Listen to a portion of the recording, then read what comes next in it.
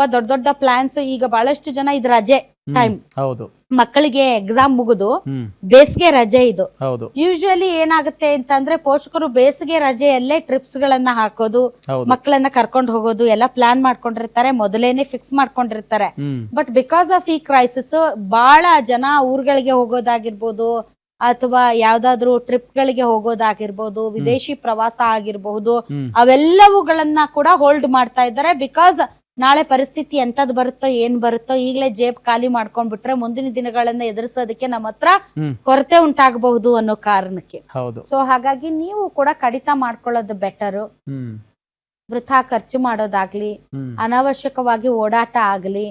ನೀವು ಓಡಾಡ್ತೀನಿ ಅಂತಂದ್ರು petrol ಬಂಕ್ಗಳಲ್ಲಿ petrol diesel ಸಿಗೋದು ಸ್ವಲ್ಪ ಕಷ್ಟ ಇದೆ.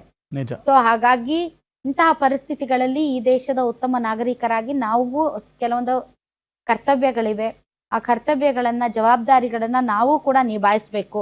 ಹೌದು, ಕೇವಲ ಮತ ಹಾಕಿದ ಮಾತ್ರಕ್ಕೆ ರಾಜಕೀಯ ನಾಯಕರು ಮೋದಿ ಹೇನಾ ಸಿದ್ದರಾಮಯ್ಯ ಇದಾರಲ್ಲ ಹ್ಮ್, ಅಂತ ಸುಮ್ನೆ ಕುತ್ಕೊಳ್ಳೋದಲ್ಲ. ನಾವು ಕೂಡ ಕೈ ಜೋಡಿಸಬೇಕು ಮತ್ತು ಅನಾವಶ್ಯಕವಾಗಿ ಪ್ಯಾನಿಕ್ ಆಗಿ ಇವುಗಳನ್ನ ಯಾವಗಳನ್ನ ದೊಡ್ಡ ದೊಡ್ಡ ಡಬ್ಬಿಗಳನ್ನ, ದೊಡ್ಡ ದೊಡ್ಡ ಅಂಡೆಗಳನ್ನ, ದೊಡ್ಡ ದೊಡ್ಡ ಬಕೆಟ್ಗಳನ್ನ ತಗೊಂಡೋಗಿ ಇದಕ್ ಪೆಟ್ರೋಲ್ ಹಾಕಿ ಅಂತ ನಿತ್ಕೊಳ್ಳೋದು, ಹ್ಮ್, ಗ್ಯಾಸ್ 2 ಇದ್ರೂ ಕೂಡ ಇನ್ನೊಂದು ಗ್ಯಾಸ್ಗೋಸ್ಕರ ಅಲ್ಲಿ ಹೋಗಿ ಏಜೆನ್ಸಿ ಮುಂದೆ ಜಗಳ ಮಾಡೋದು, ಹ್ಮ್. ಇವೆಲ್ಲ ಮಾಡೋದು ಬೇಡ. ನಾವು ಜವಾಬ್ದಾರಿಯುತದಿಂದ ಸ್ವಲ್ಪ ವರ್ತಿಸಿದ್ರೆ ಬೆಟರ್ ಅಂತ ಅನ್ಸುತ್ತೆ.